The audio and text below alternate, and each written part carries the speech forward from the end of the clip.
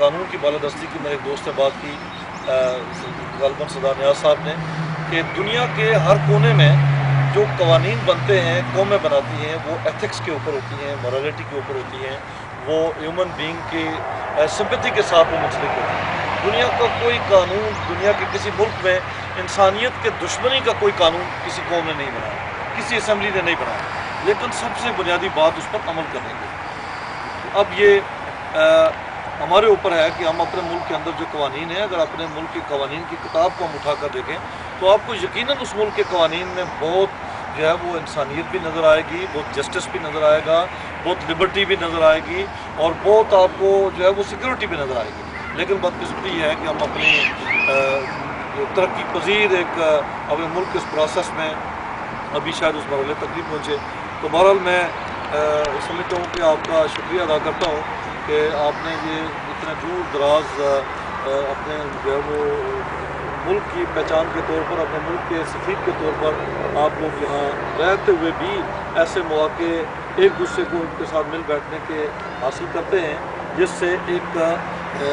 Collective wisdom اور collective جو ایک اجتماعیت کا جو فضا ہے وہ ابھرتی ہے، اور اس سے جو ہے وہ آپ مزید جذبے کے ساتھ اپنے ملک کی، جب چند لوگ اکٹھے بیٹھتے ہیں تو انہیں اپنے وطن سے محبت کا جذبہ جو ہے وہ آگے آتا ہے، اپنے وطن کے ساتھ پیار ان کا ابھرتا ہے۔ تو میں اس پر آپ کو مبارکباد دیتا ہوں۔ صدر نیاز صاحب نے میرے سلسلے میں بڑی لمبی چوڑی باتیں کی، میں ان کا بھی شکریہ ادا کرتا ہوں، اور اپنے بھائی سردار ذوالفقار کا بھی شکریہ ادا کرتا ہوں کہ انہوں نے میرے ساتھ بڑی توقعات کا بھی اظہار کیا۔ میں دعا کرتا ہوں، اور آپ بھی دعا کریں کہ اللہ تعالیٰ مجھے یہ توفیق دے کہ جو توقعات آپ کے دل دماغ میں میرے ساتھ وابستہ ہیں، میں ان پر پورا اتر سکوں۔ لیکن میں آپ دونوں بھائیوں سے یہ ضرور کہوں گا کہ میں ذاتی حیثیت میں ان توقعات پر پورا اترنے کی کوشش کر سکتا ہوں، لیکن پورا اتر نہیں سکتا، کیونکہ کسی بھی سوسائٹی میں، کسی بھی ملک میں کوئی اس طرح کی توقعات کو پورا کرنے کے لیے آپ کو ایک کولیکٹیو سٹرگل جو ہے وہ کرنی پڑتی ہے، اور وہ collective struggle with collective objectives جب تک نہ کی جائے وہ اپنے مقاصد کو جو ہے وہ کبھی بھی نہیں پہنچ سکتی۔ تو لہٰذا میں اس حوالے سے اپنے آپ کو بڑا خوش قسمت سمجھتا ہوں، جس میری خوش قسمتی کا ذکر جو ہے وہ صدر نیاز صاحب، جو بڑے مجھے منجے ہوئے، بڑے اچھے سیاسی کارکن جو نظر آئے، اور جنہوں نے بڑے طریقے سے اپنی سیاسی پارٹی کا بھی تعارف، اور یہ واردات میں کیا کرتا تھا اب جب جو ہے وہ اپنے ملک میں، کہ انہوں نے اپنی پارٹی کا ذکر بھی، اور اپنی پارٹی کے لیڈر نہیں بلکہ وہ تو میں ان کو قومی لیڈر کہوں گا، غازی ملت سردار محمد ابراہیم خان صاحب کا ذکر بھی، اور پھر ان کے بارے میں بولنے کی ذمہ داری بھی یہ میرے اوپر لگا دی، اور یہ ان کا میں شکر گزار ہوں۔ اس میں کوئی شک نہیں کہ مجھے آزاد کشمیر کے اندر ایک ادنا سیاسی کارکن کی حیثیت سے بہت شروع سے سردار ابراہیم صاحب کے ساتھ کام کرنے کا موقع میسر آیا، اور وہ موقع جب ہم نے وہ سیاسی جدوجہد شروع کی، وہ وقت پاکستان میں مارشل لا کا وقت تھا، اور وہ وقت جو ہے وہ پاکستان میں سیاسی جدوجہد کا تھا، اور ڈکٹیٹرشپ کے خلاف ایک مشکل صورتحال میں جب جو شہید ملت ذوالفقار علی بھٹو شہید کو جب پھانسی دی گئی، اور اس ایرا سے پوری قوم گزر رہی تھی، ایک جمہوری حکومت نہیں بلکہ اس سے پہلے اگر آپ چلے جائیں، اگر آپ پاکستان کی تاریخ جو ہے وہ آپ یقیناً سارے پاکستان کی تاریخ سے واقف ہیں کہ ہمیں 60 سال کی اس چھوٹی سی عمر جو پاکستان کی ہے، جو کسی لحاظ سے کم عمر بھی ہے اور زیادہ عمر بھی ہے، اگر ہم دنیا کے ترقی یافتہ ممالک کے مقابلے میں اپنی عمر دیکھیں اور ان کی ترقی کی رفتار اور ان کی ترقی کی منازل دیکھیں تو ہمیں اپنی عمر کم نظر آئے گی، لیکن اگر ہم اپنے ساتھ آزاد ہونے والے ملکوں کی عمر دیکھیں اور پھر ان کی ترقی کی جو ہے وہ لیول دیکھیں تو پھر ہمیں اپنی عمر جو ہے وہ یقیناً کافی نظر آئے گی۔ لیکن بہرحال اس پاکستان کی 60 سالہ تاریخ میں شروع دن سے جب اس خطے کا قائد اعظم محمد علی جناح نے اور اس وقت کے جو قائدین نے جب یہ خطہ آزاد کروایا، اس دن سے ہی ہندوستان نے ایک بنیادی منصوبہ بندی جو ہے وہ ہمارے خلاف کر کے، جس کو اکھنڈ بھارت کا نام دیا گیا کہ یہ پاکستان ٹوٹے گا اور ٹوٹ کر ایک دن ضرور جو ہے یہ ہندوستان کا حصہ بنے گا، یہ وہ خواب انہوں نے دیکھا تھا، اور وہ اس کے لیے انہوں نے اپنی سازشیں بھی شروع رکھی، اور 1971 میں آخر وہ بیج جو کہ کافی عرصہ پہلے جو ہے وہ پاکستان کے دشمنوں نے اور پاکستان کے مخالفین نے اور دنیا کے اوپر اسلام کے ایک مضبوط قلعے کے خلاف جو بیج بویا گیا تھا، آخر اس کا رزلٹ 1971 کے اندر نکلا اور ہمارا ملک جو ہے وہ دو لخت ہو گیا۔ اس ٹوٹے ہوئے ملک کو ایک دفعہ پھر ایک ڈائنامک لیڈرشپ کے طور پر ذوالفقار علی بھٹو شہید نے جب اس ملک کو سنبھالا دیا، اور وہ جو ہے وہ لوگ جو ہے وہ ہمیشہ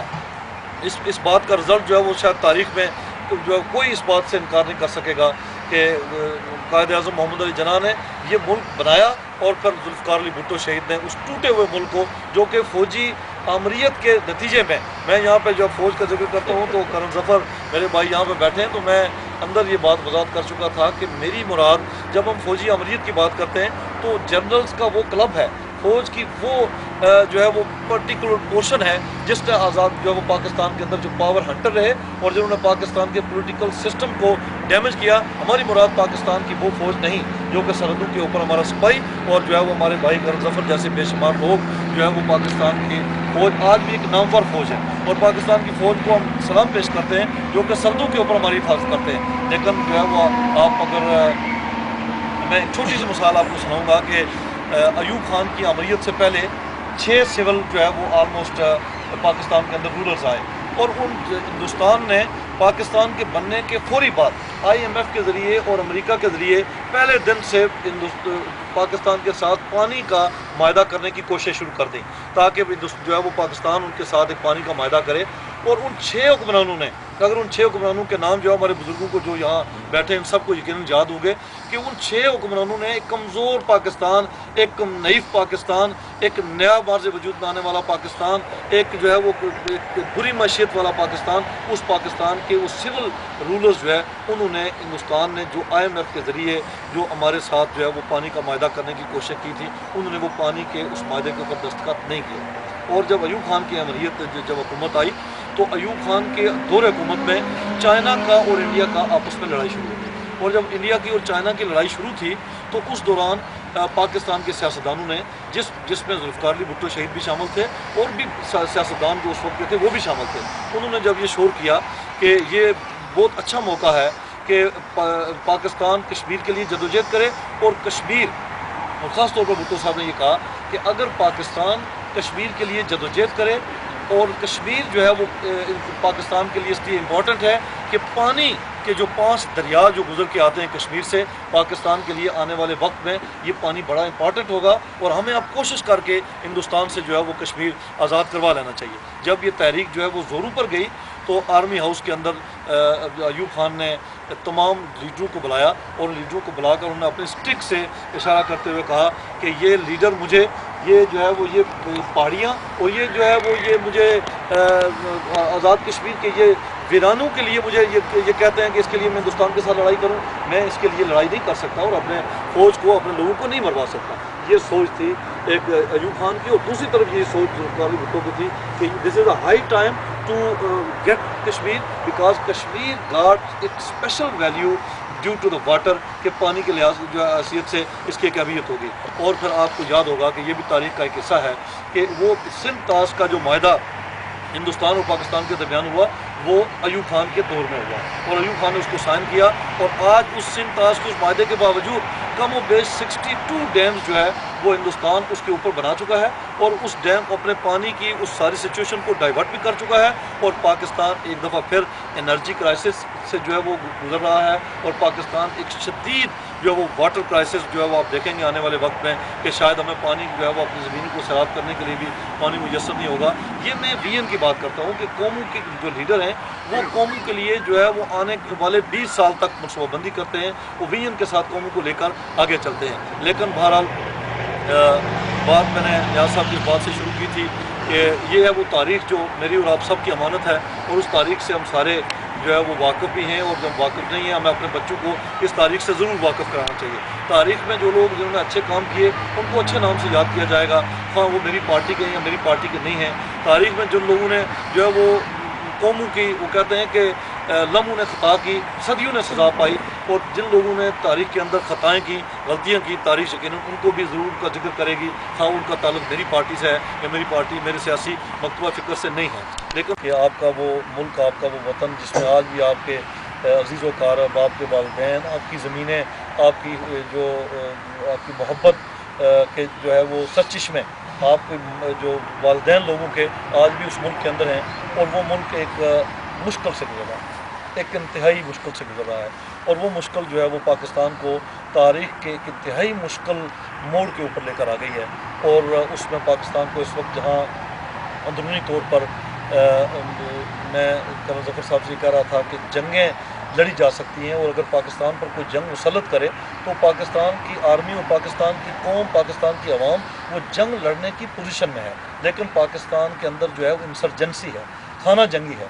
جنگ لڑی جا سکتی ہے لیکن خانہ جنگی جو ہے ایک مشکل کام ہے، اور پاکستان کو انسرجنسی میں جو ہے وہ دھکیل دیا گیا ہے، اور یہ کوئی پاکستان کے کوئی قوم کا کوئی قصور نہیں، پاکستان کے لوگوں کا قصور نہیں، لیکن پاکستان کی جغرافیکل، پاکستان کی پولیٹیکل، اور جو پاکستان کو جغرافی ملی، پاکستان کو جو پولیٹیکل سٹیٹس ملا، اس وجہ سے پوری دنیا کے آنکھوں میں ککڑے کی طرح پاکستان جو ہے وہ کھٹک رہا ہے، اور جو پاکستان کی جو اس کی ویسٹ کی جو بارڈر ہے، اس بارڈر کے اوپر کم و بیش 36 کے قریب ہندوستان کے جو قونصلیٹ ہیں اس سے کھول رکھے ہیں، اور پاکستان کو جہاں پر ایک طرف ہندوستان کے جو اصل بارڈر ہے اس کا سامنا ہے، دوسری طرف جو ہے افغانستان کے اندر اس کا عملی طور پر اس کی قونصلیٹ جو ہے وہ اس کی سارے مخالفین کا سامنا ہے، اور پاکستان اس مشکل وقت سے اس وقت پاکستان کی جو حکومت ہے وہ گزر رہی ہے، اور محترمہ بینظیر بھٹو ساری دنیا کی یونیورسٹیز میں جا کر جو کچھ کہہ گئیں، جو کچھ کتابوں میں لکھ گئیں، اگر تاریخ نے وہ پڑھا، اگر آنے والے حکمرانوں نے اس پر عمل کیا، اور اگر تاریخ کے طالب علم نے اس پر غور کیا، تو یقیناً محترمہ بینظیر بھٹو کو پوری دنیا کے ایک دانشور کے طور پر، پوری دنیا کے ایک بڑے ذہن اور بڑی لیڈر کے طور پر ہمیشہ اس کو یاد رکھا جائے گا، لیکن ایک نئی سوچ لے کر وہ اپنے ملک کے اندر گئی تھی، اور وہ سوچ پاکستان کی تمام سیاسی جماعتوں کو ایک قوم کی صورت میں جو ہے وہ اکٹھا کر کے پاکستان کی بہتری، پاکستان کی دفاع، پاکستان کے تحفظ اور پاکستان کی ترقی کی جو ہے وہ ایک منشور لے کر وہ گئی تھی، لیکن پاکستان کے دشمنوں کو وہ منظور نہیں تھا، جس وجہ سے وہ ریکنسیلیشن، وہ ایک نیا جذبہ جس میں وہ اپنی پارٹی یا اپنی نظریہ دوسروں پر تھوپنے کے بجائے سب کو لے کر چلنا چاہتی تھی، جس کے لیے وہ پٹھان جو سرحد کے اندر گئیں، تھوڑے عرصے میں جو 2 مہینے کا عرصہ وہ زندہ رہیں پاکستان میں،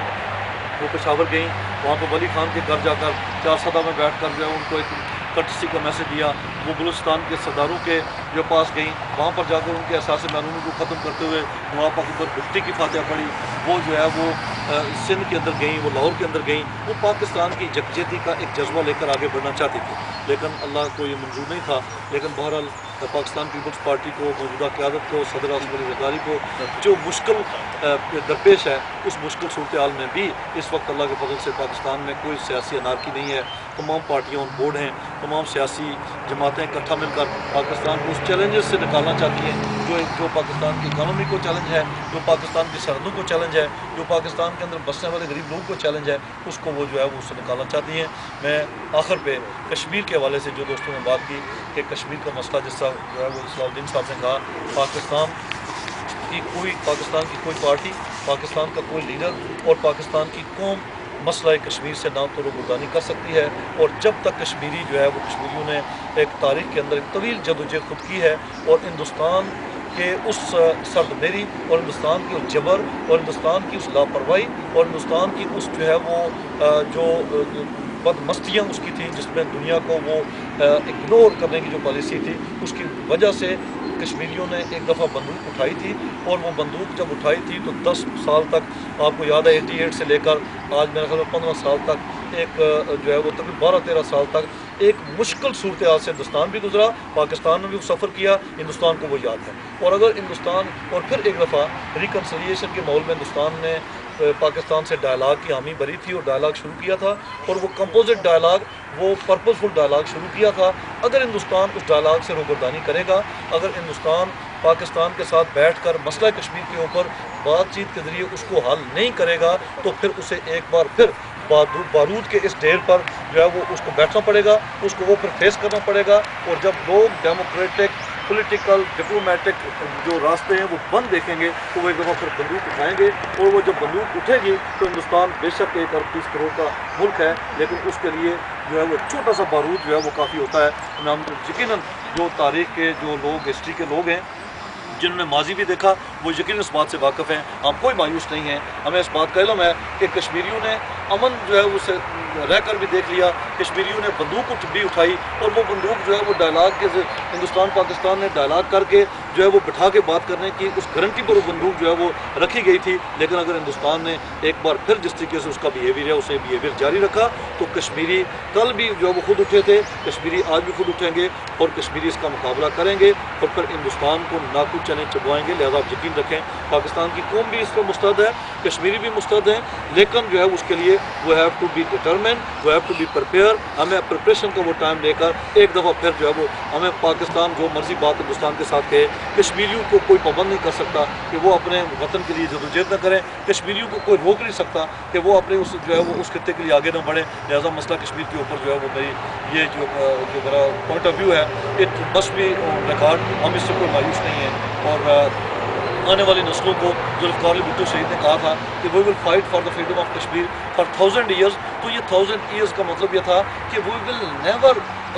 ignore, we will never compromise. हमें 1000 साल तक ये डिटर्मिनेशन था, ये अज़्म समीम था और वो अज़म जो है वो लेकर कौम आगे बढ़ती रहेगी। आखिर पर मैं यहाँ पर तालीम के हवाले से डॉक्टर साहब ने और पर्टिकुलरली मेरे जो अजीज़ सदा नियाज़ साहब ने सबने ये बात कही, मैं सच्ची बात आपको ये बात बताऊँ कि यहाँ पर आप कहते हैं मैं तालीमी अदारे आकर देखूँ, मैं यहाँ पे आके जो है वो बाकी सारा कुछ देखूँ। मेरे भाई जब उस मुल्क में आप जो है वो आप मकई बीजेंगे तो अब तो वो कोई ये करें कि यहाँ से गंदम निकलेगी, तो गंदम नहीं निकल सकती। हमारे मुल्क में बहुत ख़राबियाँ, बहुत मुश्किलात अभी बाकी हैं और उन मुश्किलात के लिए हमें जो है वो मिलकर वहाँ के सियासी निज़ाम को पहले दुरुस्त करना होगा। और सियासी निज़ाम जब तक इंसाफ के ऊपर मबनी नहीं होगा, ट्रांसपेरेंट नहीं होगा, जब तक उसमें जो है वो लोग मेरिट के ऊपर जो है वो वोट देंगे नहीं और मेरिट के ऊपर आगे नहीं बढ़ेंगे। ये जो इस वक्त जो स्टफ़ आज़ाद कश्मीर के सियासत के अंदर मौजूद है, उस स्टफ़ के अंदर मतलूब इनकलाबी यहाँ के अदारे 20 बार देख कर जाए वो क्या करेगा, वो कुछ नहीं कर सकता। अलबत्ता मैं एक बात ज़रूर कहूँगा कि जिस तरह साबर साहब जो फैमिली, मैं हमेशा उनका जिक्र करता हूँ और मुझे अपने फैमिली में, अपने ख़ानदान में मुझे ये खुशी भी है, फ़ख्र भी है और मैं उनको ख़ास तौर पर उनका अपना नसीब भी है कि उन्होंने उनके 3 बेटे जो वहाँ पर उस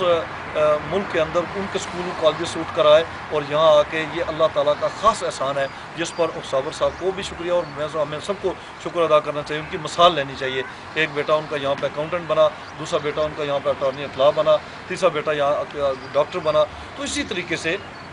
आप जो लोग यहाँ पे हैं, आपके बच्चे हैं, आप अपने बच्चों को तालीम दिलवाएं ताकि वो यहाँ के प्रोफेशनल सिस्टम में यहाँ के जो है अपनी ऑनरेबल जहाँ लाइफ गुजार सकें, वहाँ पर वो जब इस काबिल होंगे कि वो इकट्ठे होकर वो अपने डॉक्टर्स हैं तो डॉक्टर्स एसोसिएशन बनाएंगे, इंजीनियर्स हैं तो वो इंजीनियर एसोसिएशन बनाएंगे, तो वो अपने मुल्क के लिए भी जो है वो कुछ ना कुछ कर सकते हैं। मैं अपने मुल्क के लिए आपको ये करने के लिए नहीं कहता कि आप हमें जो है वो पैसे दें, ये पैसे से कोई बहुत इनकलाब आता है। मैं ये कहता हूँ कि अगर आप जैसे सीनियर डॉक्टर्स वहाँ आज़ाद कश्मीर में किसी जगह जाकर 3 दिन की एक वर्कशॉप से खिताब करके आ जाएं, मेरे डॉक्टर से खिताब करके आ जाएं। अगर जहाँ का इंजीनियर जाके वहाँ मेरे इंजीनियर्स के जो है वो 4 दिन की 5 दिन की वर्कशॉप से खिताब करके आ जाए, तो दिस एक्सचेंज ऑफ जो नॉलेज है मैं समझता हूँ इससे बड़ी दौलत तो कोई चीज़ नहीं है। और ये तो आप जो पाकिस्तानी अमेरिकन हैं या अमेरिकन, आपने देखो मैंने पढ़ा कि यहाँ पे जो रिकग्निशन, ये जो स्टेट जो मुल्क है, ये जो लैंड ऑफ नेशंस है, यहाँ पर बहुत कौमें यहाँ पे बसती हैं। और मेरा तो सच्ची बात है अमेरिका के बारे में जो ज़ाती राय है वो उसमें बहुत हद तक तब्दीली, पहले भी हम जो है वो हम लोग जो है वो कभी बुश के पुतले जलाते हैं और अमेरिका का जो यार है गद्दार के नारे लगाते हैं। लेकिन यहाँ पे आप देखें कि बड़ी खूबसूरत बात आगे मेरे सामने की थी कि पाकिस्तान में और दुनिया में तबाही का मौजूद जो है फ़ौज, मौलवी, उलमाए कराम, वो नहीं जो कि सही हक़ के उलमाए कराम हैं, वो उलमाए कराम जो अपने मुसलमानों को काफिर का जो है वो फतवा देते हैं, वो उलमा। और तीसरा जो है वो कौन से अमेरिका, फ़ौज और मौलवी, ये 3 लोगों ने मिल के जो अफगानिस्तान में जो फ़ौज तैयार की थी ये वही लड़ रही है। ये एक लंबी कहानी है। मैं सिर्फ आपसे ये तवक्को करूँगा कि अपने बच्चों को तालीम दिलवाएं ताकि ये बच्चे हमारा सरमाया बने।